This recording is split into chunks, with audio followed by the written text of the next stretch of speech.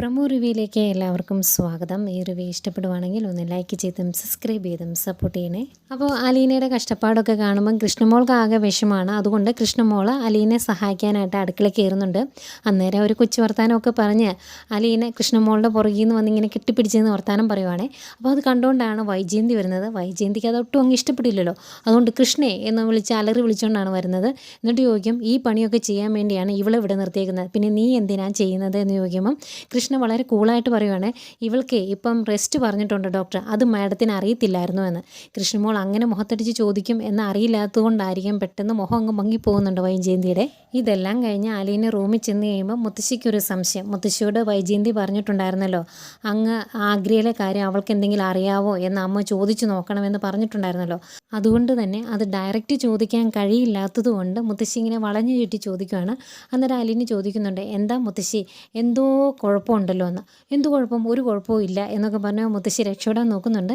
പക്ഷേ അലീന പറയുവാണ്, മുത്തശ്ശിയുടെ മനസ്സിലുള്ളത് മുത്തശ്ശിയുടെ മനസ്സിലും എൻ്റെ മനസ്സിലുള്ളത് എൻ്റെ മനസ്സിലും ഇരിക്കട്ടെ, അത് ആരും പറയണ്ട എന്നിങ്ങനെ പറയുവാണ്. പിന്നെ മുത്തശ്ശിക്ക് ചോദിക്കാൻ പറ്റില്ലല്ലോ.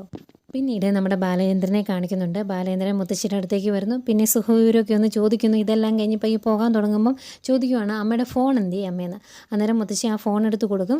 അന്നേരം ബാലചന്ദ്രൻ അതിൻ്റെ അകത്തുനിന്ന് കോൾ റെക്കോർഡിങ്, ഇതിനു മുമ്പ് വന്നപ്പം ബാലചന്ദ്രൻ ആ ഫോൺ മേടിച്ചത് അതിൻ്റെ അകത്ത് കോൾ റെക്കോർഡിങ് ഓൺ ആക്കിയിടാനായിരുന്നു. അതുകൊണ്ട് തന്നെ അലീനെ രേവതി വിളിച്ചതും അതുപോലെ അലീന രോഹിത്തിനെ വിളിച്ചതുമായ കോളൊക്കെ അതിൻ്റെ അത് റെക്കോർഡായി കിടപ്പുണ്ട്. അതൊക്കെ സ്വന്തം ഫോണിലേക്ക് സെൻഡ് ചെയ്തെടുത്തിട്ടാണ് ബാലചന്ദ്രൻ അവിടെ നിന്ന് പോകുന്നത്. റൂമിൽ ചെന്നിരുന്നിട്ട് ബാലേന്ദ്രൻ ഈ കോൾ റെക്കോർഡിങ് കേൾക്കുവാണ്.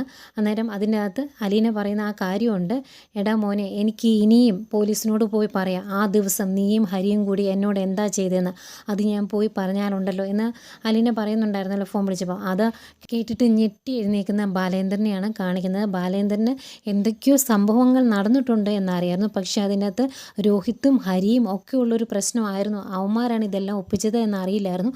അതിൻ്റെ ഞെട്ടിൽ ബാലേന്ദ്രൻ്റെ മുഖത്തുണ്ട്. ഇതൊക്കെയായിരുന്നു പ്രൊമോ വിശേഷങ്ങൾ.